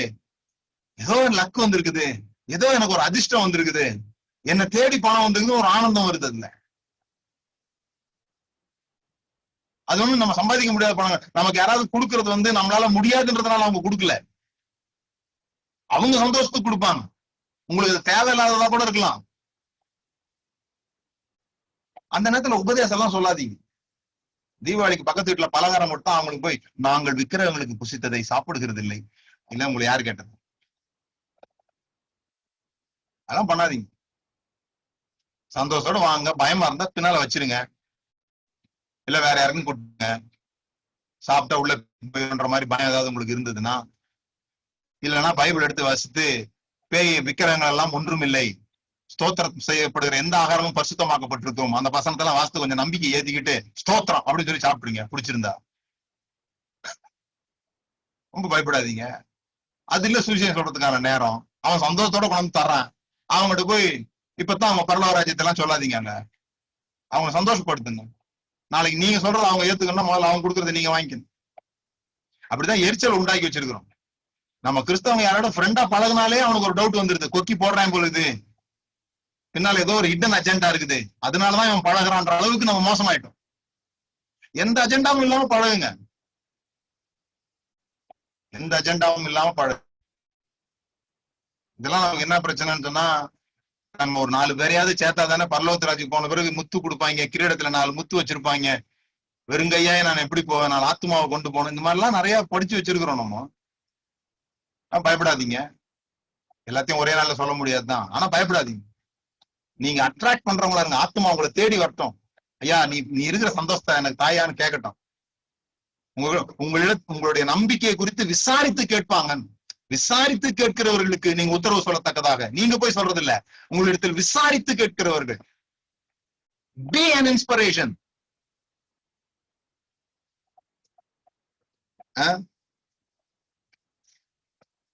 சோ ஒரு ஒரு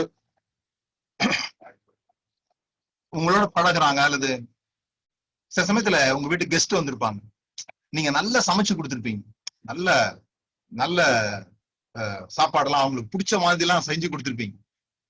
ஆனா அவங்க போன பிறகுல நீங்க கேள்விப்படுவீங்க, அவங்க அவ்வளவு சந்தோஷமா போகல, ஏதோ வருத்தத்தோட தான் போயிருக்கிறாங்க அப்படிலாம் கேள்விப்படுவீங்க. அதெல்லாம் நடந்திருக்கும் உங்களுக்கும்.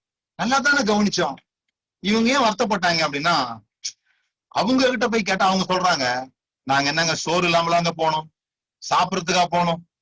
அந்த அம்மா ஒரு நேரம் கூட என்கிட்ட உட்காந்து சிரிச்சு பேசவே இல்லை, போய் சமையல் அறையில சோறு திங்கிறதா இருந்ததே தவிர, ஏன்னா அவங்களோட தேவை நீங்க ஏதோ சிரிச்சு பேசணும் வந்திருக்கும். பெஸ்ட் வழி என்ன? கேட்டுறது. சோறு செய்யட்டுமா சிரிச்சு பேசட்டுமான்னு கேட்டுறது தான். அதுலயும் இந்த வீட்டுல கணவன் மனைவி இருக்காங்க பாருங்க, சிஸ்டர்ஸ் எல்லாம், நான் சொல்றேன் தயவுசெய்து தப்பா எடுத்துக்காதீங்க, உங்களுக்கு ஏதாவது தேவைன்னா கேட்டுருங்க.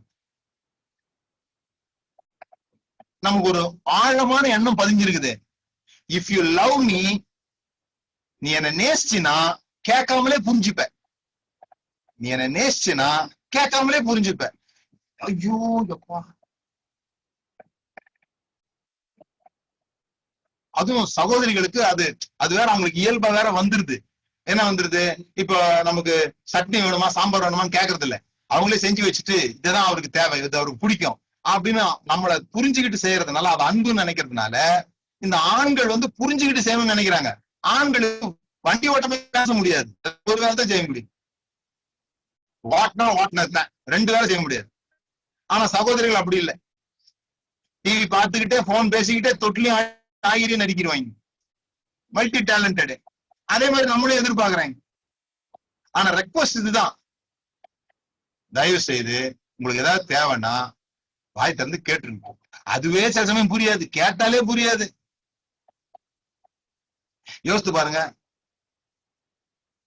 குழந்தை பேச தெரியாது, அழுகுது, அம்மா கண்டுபிடிக்கிறாங்க. என்ன இதுக்கு ஹக்கீஸ் மாத்தணுமா, அல்லது பசிக்குதா, அல்லது ஏதாவது எறும்பு கடிச்சிருச்சா அப்படின்னு சொல்லி அந்த அழுற குழந்தைய போறாங்க, முதல்ல பாட்டுல பாலை கொடுக்குறாங்க, அதை தட்டி விடுது, அப்பனா எறும்பு கடிக்குது போலுது அப்படின்னு பாக்குறாங்க, இல்ல ஈரமாயிடுச்சு போல் இருக்குன்னு பாக்குறாங்க. இது குழந்தை. இந்த குழந்தை அழுத உடனே ஓடி போய் அதுக்கு சொல்ல தெரியாது, அதனால பண்றோம். இவ்வளவு பெருசான பிறகு நான் அழுவேன், நீனா கண்டுபிடிச்சு வந்து எனக்கு ஹக்கீஸ் மாத்தணும்னா என்ன அர்த்தம் இருக்கு? வளர்ந்துட்டோன்றதுக்கு அடையாளமே தேவை அந்த கேட்கறது தானே. வளர்ந்துட்டோன்றது அடையாளமே எனக்கு இந்த தேவை அப்படின்னு பெற்றுக்கொள்ளத்தக்கதாக கேட்கறது தான். கேட்கறவங்களுக்கு எல்லாம் கிடைச்சிடறது இல்ல, பெற்றுக்கொள்ளத்தக்கதாக கேளுங்கள். அது ஒரு முறை இருக்குது கேட்கறது. நம்ம ஆளுங்க காணி கேட்கற மாதிரி கேட்க கூடாது. நிறைய பேர் எனக்கு போன் பண்றாங்க, போன் பண்ணிட்டு praise lord brother, praise lord ஐயா, ஐயா நான் இந்த மாதிரி ஊழியம் செய்யறையா இந்த கிராமத்துல, அப்படி ஐயா ரொம்ப சந்தோஷம், கத்திரம் ஆசிரிப்பார். ஆமாய்யா ஸ்தோத்திரம் ஐயா, இந்த ஒரு ஒரு ஒரு ஒரு ஒரு கட்டடம் ஒண்ணு கட்டுறையா, ஸ்தோத்திரம் ஐயா ஸ்தோத்திரம், அப்படியா ரொம்ப சந்தோஷங்க, நல்ல ஜெபம் பண்ணிக்கோங்க ஐயா, கத்தர் உதவிகள் எல்லாம் சந்திக்கணும், ஜெபம் பண்ணிங்க. கண்டிப்பா ஜெபம் பண்றையா, உதவிகளுக்கு எல்லாம் கண்டிப்பா நான் ஜெபம் பண்றையா. அப்புறம் அவருக்கு பேச விடாது. ஏன் அவர் ஜெபம் பண்ண கேட்டாரு, நான் ஜெபம் பண்றேன்னு சொல்லிட்டேன், அவர்தான் போன் வச்சிருவோம். ஐயா எனக்கு உதவி பண்ணுங்க, 1000 ரூபாய் கொடுங்க அப்படின்னு கேட்டா, இல்லையா 1000 ரூபாய் முடியாது, 500 ரூபாய் தரேன்னு சொல்லலாம். அவர் நான் புரிஞ்சுக்கணுமா, கர்த்தர்ட்ட ஜெபம் பண்ணுங்கன்னு சொன்னா நீ காசு தான்ற டிக்ஷனரி வார்த்தை நான் புரிஞ்சுக்கணும். இந்த மாதிரி ஆளுகள் கொடுக்க கூட கூடாது. அப்படியே தலையை சொறியறது, அப்படியே ஒரு மாதிரி நைஸா வந்து நிக்கிறது, இதெல்லாம் பண்ண வேண்டிய அவசியம் இல்லை. டைரக்டா கேட்க கத்துக்கோம். டிமாண்ட் பண்ணாம ரெக்வஸ்டா கேட்க கத்துங்க. இதை செய் என்று சொல்வதற்கும் இதை செய்ய முடியும் என்பதற்கும் ரொம்ப வித்தியாசம் இருக்கு. இன்னொரு விஷயம் சொல்லி தரேன், இதை செய்ய முடியுமான்னு கேட்கறதுக்கு முன்னால இப்படி சொல்லுங்க. ஒருத்தர் உங்களுக்கு பணம் தரணும், தருவியா தரமாட்டியா அப்படிங்கிற, டக்குன்னு தரமாட்டேன்னு சொல்லிடுவார் அந்த ஆள். அதனால என்ன செய்யுங்க, நீங்க திங்கக்கிழமை தருவீங்களா புதன்கிழமை தருவீங்களா, நீங்களே 2 டேட்டை கொடுத்துருங்க. அந்த ஆளுக்கு ஏதாவது 2 டேட்ல ஒரு ஆள் டேட் சொல்லிதானே ஆகணும்.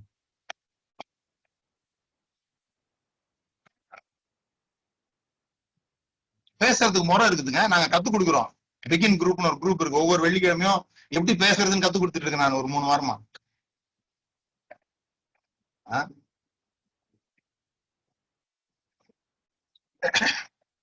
ஒரு ஒரு எக்ஸ்பெரிமெண்ட் பண்ணாங்க, ஒரு ஒரு ஒரு யூனிவர்சிட்டி மூலமா ஒரு எக்ஸ்பெரிமெண்ட் பண்ணாங்க. என்ன எக்ஸ்பெரிமெண்ட் பண்ணாங்கன்னா, ஒரு ஹோட்டல், ஒரு ஒரு ஹோட்டல் மாதிரி ஒரு இடம், அந்த இடத்துல ஒரு ஆள் வந்து ஒரு பெட்டி இழுத்துக்கிட்டு போவார். அந்த ஹோட்டல்ல ஒரு டேபிள்ல யாரோ ஒருத்தர் உட்காந்து சாப்பிட்டுட்டு இருப்பார். அவர் பக்கத்துல அந்த பெட்டியை வச்சுட்டு இவர் பாத்ரூம் போவார். இன்னொரு ஆள் வருவாரு, அந்த பெட்டியை எடுத்துட்டு போயிருவார். இது ஒரு சோசியல் எக்ஸ்பெரிமெண்ட்.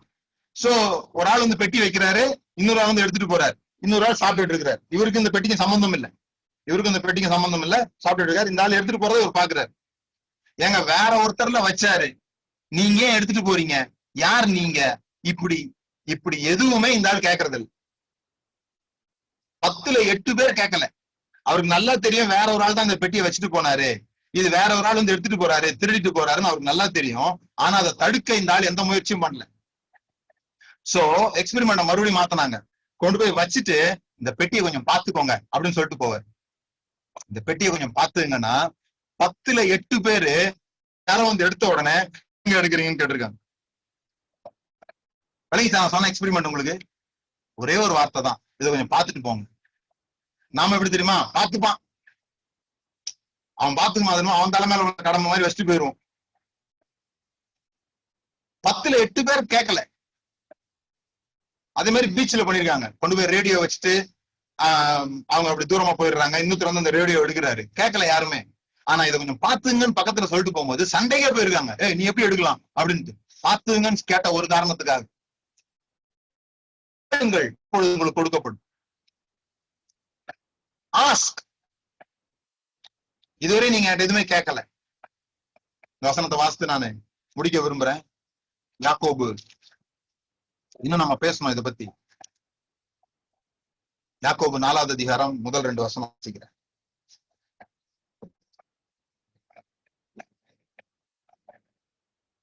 உங்களுக்குள்ளே யுத்தங்களும் சண்டைகளும் எதினால் வருகிறது? உங்கள் அவயவங்களில் போர் செய்கிற இச்சைகளால் அல்லவா? நீங்கள் இச்சித்தும் உங்களுக்கு கிடைக்கவில்லை, நீங்கள் கொலை செய்தும் பொறாமை உள்ளவர்களாயிருந்தும் அடையக்கூடாமற் போகிறீர்கள். நீங்கள் சண்டையும் யுத்தமும் பண்ணியும் நீங்கள் விண்ணப்பம் பண்ணாமல் இருக்கிறதுனால் உங்களுக்கு சித்திக்கிறது இல்லை. நீங்கள் விண்ணப்பம் பண்ணியும் உங்கள் இச்சைகளை நிறைவேற்றும்படி செலவழிக்க வேண்டும் என்று தகாத விதமாய் விண்ணப்பம் பண்ணுகிறபடினால் பெற்றுக்கொள்ளாமல் இருக்கிறீர்கள். 2 விஷயம். ஒண்ணு, விண்ணப்பம் பண்ணாததுனால உங்களுக்கு கிடைக்கல, கேட்காததுனால கிடைக்கல. 2வது, தகாத விதமா கேட்கறதுனால பெற்றுக்கொள்ளாம இருக்கிறீங்க. அப்போ எப்படி கேட்கறதுன்னு ஒரு மெத்தட் இருக்குது, அதான் சொல்லி போறேன். அடுத்த வாரமோ இல்ல அதுக்கு அடுத்த வாரமோ எப்படி கேட்கறது அப்படின்னு சொல்லி கொடுக்க போறோம். கேட்கணும், எல்லாமே கேட்கணும். வீட்டுல கேட்கணும், உறவுகள்ல கேட்கணும், வெளியே கேட்கணும், உதவி கேட்கணும். நம்ம அந்த பெருமை இல்லாம இருந்திருந்தோம்னா அல்லது இக்னரன்ஸ் இல்லாம இருந்திருந்தோம்னா நம்ம நிறைய விஷயம் கேட்டிருப்போம். ஆச்சரியமா இருக்கும், நம்ம இதெல்லாம் கேட்டிருந்தா நம்ம கிடைச்சிருக்குமே அப்படின்ட்டு. வெக்கம் இருக்குது. ஸ்கூல்ல எந்த பிள்ளையாவது பாருங்க, ஸ்கூல்ல அடிக்கடி கேள்வி கேட்டான்னா டீச்சருக்கே பிடிக்க மாட்டேங்குது. அமைதியா உட்கார் அப்படின்னு. சரி, டீச்சர் பக்கத்துல போய் நின்று பேசினா ஃப்ரெண்ட்ஸ் எல்லாம் என்ன பண்ணிடுறாங்க, நல்லா ஜாலரா அடிக்கிறான்டா, காக்கா பிடிக்கிறான்டா, எதையாவது சொல்லி அவனை கேட்க விடாம ஆக்கிடுறாங்க. எல்லாத்த விட கேட்க கூடாதுன்றது நமக்கு சிறு வயதுல கேட்காதது, நம்ம கேட்டு கிடைக்காததுனால we are closed our emotion. கண்களை மூடுங்க. சிறு வயது உங்க கற்பனைகள்ல போங்க. ஒரு 2 வயதுல இருந்து ஒரு 5 வயதுக்குள்ள, வரலன்னா ஒரு 7 வயதுக்குள்ள போங்க. உங்களுடைய தேவைகள் எப்படி சந்திக்கப்பட்டுச்சுன்னு பாருங்க. நீங்க அழுதுருப்பீங்க, உடனே வந்து உங்களை தூக்குனாங்களா? இதெல்லாம் அப்பா அம்மா மேல செஞ்ச தவறுகள் கிடையாது, அவங்களுக்கும் தெரியாது. அம்பு விட்டாலும் தெரியாம அம்பு விட்டாலும் காயம்தான். சோ அவங்களுக்கு தெரியாம செஞ்சிருப்பாங்க, ஆனா அது நமக்கு காயமாக மாறிடும். கேட்டா கிடைக்காது, கேட்டா அவமானம், கேட்டா மற்றவங்களை தொந்தரவாக நாம நினைக்கப்படுவோம். இப்படிப்பட்ட எண்ணங்கள் எல்லாம் சிறு வயது முதல் உங்களுடைய ஆத்துமாவில ஓட்டைகளாக விழுந்து விட்டபடினால், காயங்களாக தழும்புகளாக ஏற்படுத்தப்பட்டு விட்டபடினால் 2 தீமை நடக்குது. ஒண்ணு, கேட்கவே மாட்டேன்றோம், அல்லது ஏதோ ஸ்னீக்கியா கேட்கணும், டைரக்டா கேட்டா தப்பா நினைச்சுப்பாங்க, சுத்தி வளைச்சு கேட்கணும்னு சொல்லி அசிங்கப்படுகிற அளவுல கேட்கிறோம். அது பேக் ஃபயர் ஆகுது. அதனால கேட்கறத ஷட் அப் பண்ண ஆரம்பிச்சிருக்கோம். அவர் emotions are being shut down. இந்த நாள்ல நான் ஜெபிக்கிறேன், கீழையாத்தின் பிசின் தைலமாகி அவர், ரண வைத்தியராக அவர் உங்கள் இருதயத்துல நீங்க தீர்மானங்கள் எடுக்கிற வயதுக்கு வருவதற்கு முன்பாகவே, நீங்களாக காயப்படுகிறோம் என்பதை அறிவதற்கு முன்பாகவே, உங்கள் ஆத்துமாவிலே கேட்பது அவமானம், உதவி கேட்பது அசிங்கமான ஒரு விஷயம், அல்லது உதவி கேட்டா நம்மளை குறைச்சி எடை போட்டுருவாங்க, வேண்டியதை கேட்கக்கூடாது, இப்படிப்பட்ட எண்ணங்கள் நிமித்தமாக உலகத்தில் இருந்து வருகிற நன்மைகளை நீங்கள் பெற முடியாமல் அடைத்து வைத்திருக்கிறீர்கள். So much is there. எல்லா ஆசீர்வாதங்களும் ஆவிக்குரிய ரீதியாக ஆசீர்வதிக்கப்பட்டு வைக்கப்பட்டிருக்கிறது, மகிமையில இருக்கிறது. அது ஏன் போடப்பட்டிருக்கிறது, மூடப்பட்டிருக்கிறது. அதை நம்ம இப்ப தூர்வாரணும், அவ்வளவுதான். நீங்க புது கிணறு தோண்ட வேண்டியதில்லை, அது தூர்வாரப்பட வேண்டும். தேவன் எல்லாவற்றையும் மனிதனுக்கு ஒவ்வொரு நாளும் ஒவ்வொரு விதையும் அவர் ஆசீர்வதிக்கல, ஒவ்வொரு விதையும் ஆசீர்வதிச்சு அந்த விதை விலைக்கு பண்ணல, அவர் ஆசீர்வதித்தார். எந்த விதை உங்களை விழுந்தாலும் நீ முளைச்சிடணும்னு சொல்லி பூமி ஆசீர்வதித்தார். அது போல அவர் உங்களை ஆசீர்வதித்து இருக்கிறார். நீங்க செய்யற எல்லா செயலும் ஆசீர்வாதமானது. ஒவ்வொரு செயலையும் அவர் செப்பரேட் ஆசீர்வதிக்க வேண்டியது இல்ல. ஏன்னா நீங்க ஆசீர்வதிக்கப்பட்டவங்க. எப்படி நிலம் ஆசீர்வதிக்கப்பட்டதோ, எந்த விதை விழுந்தாலும் அது முளைக்குது. அரளி விதை விழுந்தாலும் அது முளைக்குது, வேப்ப விதை விழுந்தாலும் முளைக்குது, திராட்சை விழுந்தாலும் முளைக்குது. நீங்க ஆசீர்வதிக்கப்பட்டவங்க. நீங்க செய்கிறதெல்லாம் ஆசீர்வதிக்கப்பட்டது. ஆனா இன்னைக்கு நமக்கு ஒண்ணு தெரியணும். we should be bold enough, we should be humbled enough. நம்மை நாமே தாழ்மைப்படுத்திக் கொள்ளும் பொழுது நாம் உயர்த்தப்படுகிறோம். தொடர்ந்து நம்ம இதை பத்தி பேச போறோம். எப்படி பெற்றுக்கொள்வது, ஏன் இன்னும் தடைகள் இருக்குது. நான் இந்த வாரம் பேச வேண்டியதெல்லாம் முழுமையா பேசல. ஆனா இன்றைக்கு நிறைய விஷயங்கள் உங்க உள்ளத்துல ஆண்டவர் விதைச்சிருக்கிறார். நம்ம ஜெபம் பண்ணுவோம். பிதாவே, இயேசுவின் நாமத்தினால் நாங்கள் பெருமை மிகுந்தவர்களாக இல்லாமல், அதே சமயத்துல கேட்க தெரியாதவர்களாக, பல சமயம் கேட்டு காயப்பட்டு, வயது குறைவா இருக்கும் போதும் சரி, பிறகு நாங்க வேலைக்கு போகும்போது எங்களுடைய அப்ளிகேஷன் ரிஜெக்ட் ஆனதுனால, நாங்க உதவி கேட்டு ஒரு சமயம் இல்லைன்னு சொன்னதுனால இந்த உலகத்தை வேறு விதமாய் பார்க்க ஆரம்பித்தோம். இந்த உலகம் உதவி செய்யாத இடம் என்று நினைத்தோம், பயம் நிறைந்த இடம் என்று நினைத்தோம். ஆனால் இன்றைக்கு நாங்கள் இந்த உலகத்தை பார்க்க வேண்டியதில்லை. இந்த செடிகளையும் மலர்களையும் உடுத்துவிக்கிற, அவைகளையே உடுத்துவிக்கிற தாராள மனம் கொண்ட எங்கள் பரலோக பிதா எங்களுக்கு இருக்கிறார். பிரியமானவருக்குள் நாங்கள் ஏற்றுக்கொள்ளப்பட்டிருக்கிறோம். நாங்கள் வெட்கப்படாதபடி எங்களுக்கு உடைகளை உடுத்தின தேவன், எங்கள் நிர்வாணங்களை மறைத்து உடைகளை உடுத்தின தேவன், நாங்களாக அத்தி இலைகளை உடுத்தி எங்கள் நிர்வாணங்களை மறைக்க வேண்டிய அவசியம் இல்லாதபடி செய்த அந்த தேவன் எங்களை மனதில் இருக்கிற கட்டுகள் உடைக்கப்படுவதாக, விசேஷமாக சிறு வயதில தாய் தகப்பன் சரியாய் நடத்தாததினாலோ, அல்லது உறவினர்களாலோ, அல்லது பள்ளிக்கூடங்களிலோ, அல்லது மத ரீதியான போதனைகள், சபைகளில் சொல்லிக் கொடுக்கப்பட்ட போதனைகள், இவைகளினாலோ அவர் உள்ளங்கள் காயங்கள் ஏற்பட்டிருக்குமானால், அவர் உள்ளங்களிலே கேட்பது அவமானம், குற்றம், அது கேட்பது நம்மை குறித்த தாழ்வு எண்ணத்தை உருவாக்கும் என்ற எண்ணங்கள் அவர்களுக்கு உருவாக்கி இருக்குமானால், அந்த பொத்தல்கள் அடைக்கப்படுவதாக, அந்த பொத்தல்கள் இப்பொழுது சுகமாவதாக, அந்த குழியிலிருந்து அவர்கள் மேலே வருவார்களாக, மீட்கப்படுவார்களாக என்று சொல்லி நான் ஜெபிக்கிறேன். பரிசுத்த ஆவியானவர் அவர்களுக்குள்ளாக இந்த கிரியை செய்வதற்காக ஸ்தோத்திரம். சுகம் உண்டாகிறதற்காக நன்றி. ஆரோக்கியம் உள்ள மனது, செல்வங்களை ஈர்த்து கொள்கிற மனது உண்டாயிருப்பதாக என்று சொல்லி ஆசீர்வதிக்கிறேன். இயேசுவின் நாமத்தினால் ஜெபிக்கிறோம் பிதாவே. ஆமென். Thank you. Praise the Lord. சில அறிவிப்புகள். இந்த செய்தி உங்களுக்கு ஆசீர்வாதமா இருந்ததுன்னா நீங்க எங்களுக்கு ஃபீட்பேக் கொடுக்கலாம். எங்களுடைய மொபைல் நம்பர்ல, உங்களுக்கு தெரியும் என்னுடைய மொபைல் நம்பர். உங்களுடைய காணிக்கைகள் ஜிபே அல்லது பேங்க் அக்கௌண்ட் மூலமாக நீங்க அனுப்பலாம். ஒருவேளை நீங்க அனுப்ப விரும்பி உங்ககிட்ட அது இல்லைன்னா எங்ககிட்ட நீங்க கேட்கலாம். எல்லாருக்கும் ரொம்ப நன்றி. கர்த்தர் உங்களை ஆசீர்வதித்திருக்கிறார். சுகத்தோட போங்க, வாழ்க்கை என்ஜாய் பண்ணுங்க. God bless.